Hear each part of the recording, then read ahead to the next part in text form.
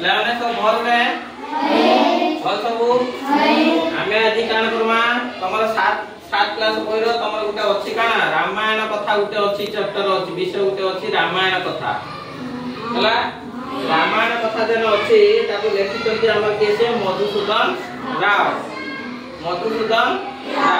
ए जो रामायण कथा ई रामायण कथा रे केन माने चरित्र माने अछंती हला हम जानि दुबा हमर अयोध्या जे गुटे नगरीटे थिला सेठी होची हमर दशरथ बोली जने राजा थिले हला दशरथ जेतले बुढाई गले से शासन कार्य संभाली परलेनी तार परवर्ती अवस्था से बुढा हला परे से तांकर परवर्ती से तांकर राजकार्य काहा को देइचंती तापर सब कोन सब घटना माने घटिची हला सेतिरे सब केन माने केउ भूमिका रे सब कोन सब अभिनय करिसंती सेटा को आज हम कोन करबा ई रामायण कथा रे हमें भल करके बुझिमा तमे माने सब देखिबो के ये रे हमर ई सब 7 क्लास रो ई रामायण कथा को भल भाव रे बुझिबा लागि मु कोन करची ना हमर से 7 क्लास रो पिला मान सब गुटे चरित्र रे चित्रण कराई ता भितर हमर पिला माने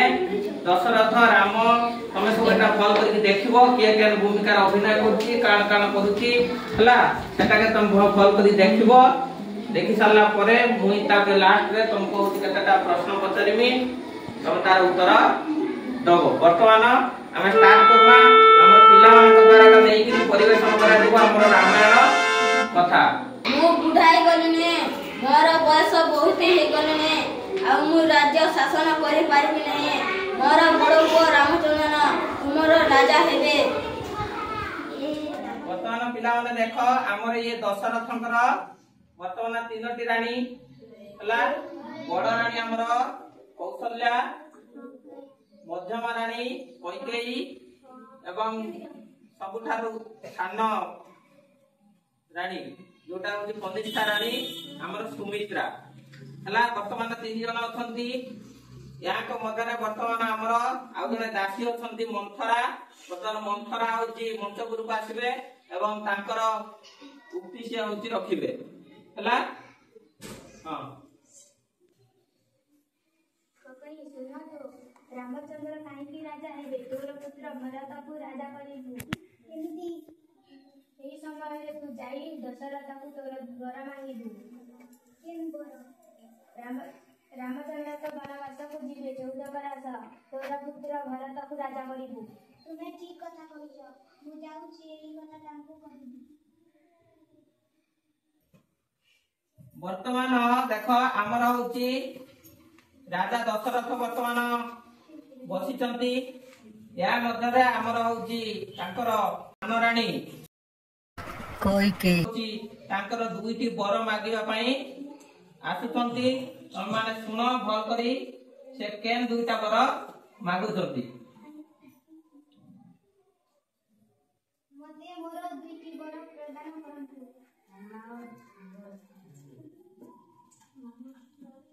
रामचंद्र 14 वर्ष पाई वनवास जिबे भरत अयोध्या राजा हेबे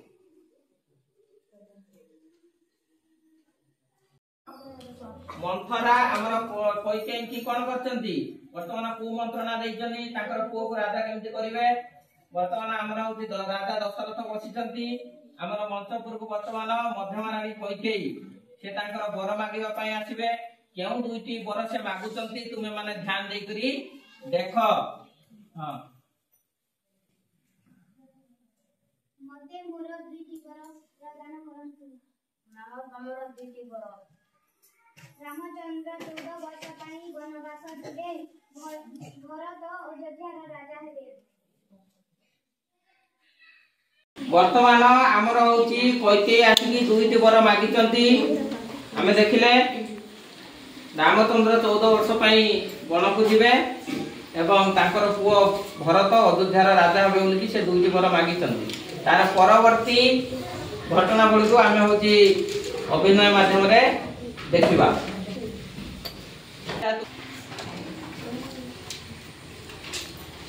पिता तम सत्य वर्ष पाई 14 वर्ष वन को जाउची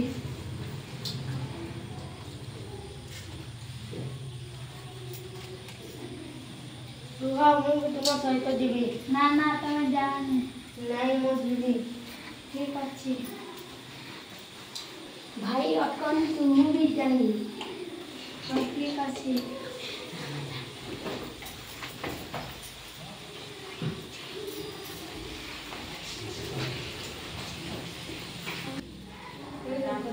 वर्तमान आमर हूँ रामचंद्र वन को 14 वर्ष वन गमन करिसंती तांकर सहित तांकर धर्मपत्नी सीता एवं सान भाई लक्ष्मण सहित जाइछंती हला या परे दशरथंकर अवस्था केमिति होउची आमे सेटाको चरित्र माध्यम रे बुझिबा।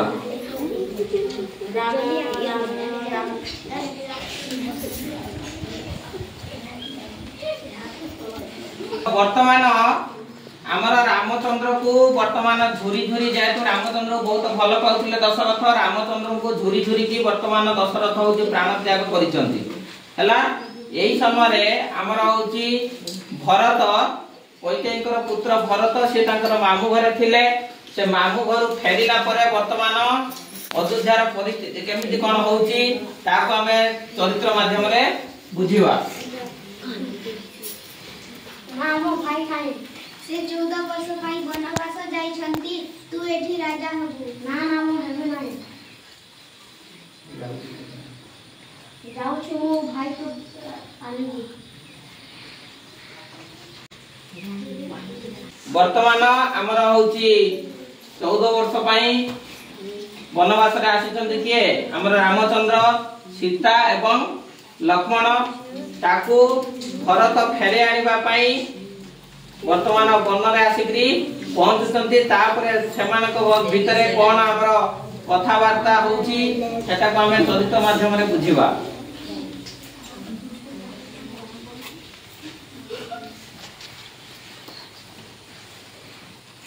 भाई तुम अयोध्या फेरी चलो। ना ना फेरी भी नहीं तुम चलो। ना ना तमे भलरे जा राजा हे प्रजा मन को दुख सुख बुझ मु फेरी भी नहीं फेरी जाओ नहले तुम्हारा कथा दुईटा दियो मते सिंहासन रखी मैं शासन कर। ठीक अछि।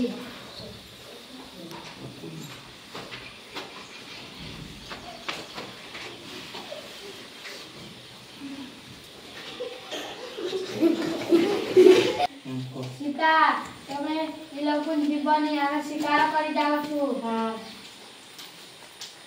इ लक्ष्मण लाखानु देखि को नहीं दियो। हां भिज्ञान दे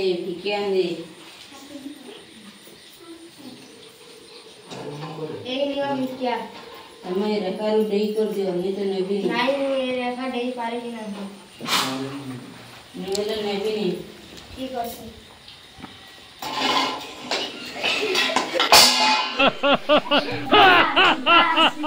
सीता नहीं सीता को विश्वास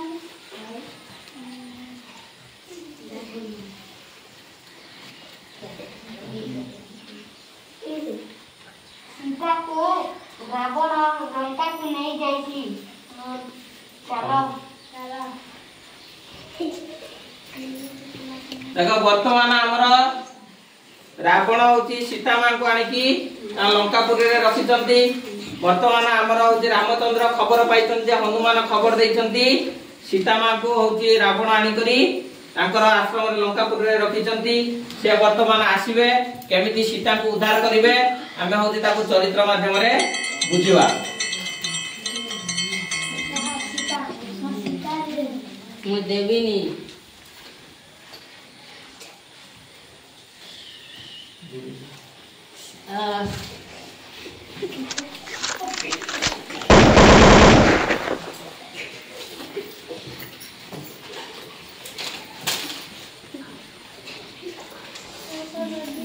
वर्तमान आमर होची रामचंद्र यज्ञ आयोजन करचंती हला तांको सहित विभिन्न मुनि ऋषि मानक मध्ये यज्ञ को से निमंत्रण करिसंती। से निमंत्रण पाइकरी आमर होची विभिन्न आडू विभिन्न मुनि ऋषि माने ए यज्ञ को आसीचंती। तापरे ए यज्ञ रे कोन होची आमे से घटनाक्रम को बुझिवा।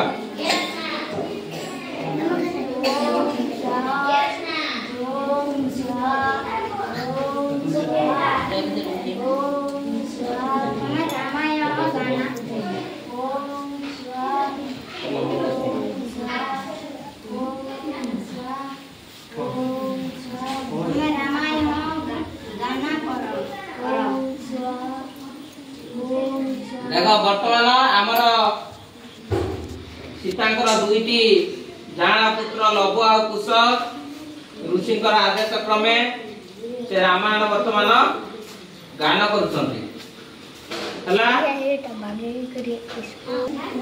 वर्तमान देख आमर जो सीता को लेकिरी रावण आश्रम रे रखिथिले सेतिपई अयोध्यार प्रजा माने सीता को असती बोली कही परस्पर मध्य भितर कथबार्ता सब होउचंती एवं से कथा को आमर रामचंद्र शुणी पारछंती हला। सेतिपई सीता ताकर सतीत्व परीक्षा करिवा पई से होउची आमर वसुधा फाटी जाउची एवं सीता होती कोन करछंती सेतिरे ताकर सतीत्व परीक्षा पई से होउची कोन होउचंती पातालगामी हेउचंती।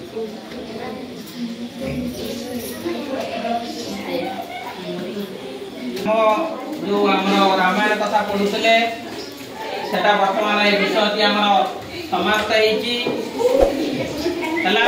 माने भल करे बुझी पारलो तो सब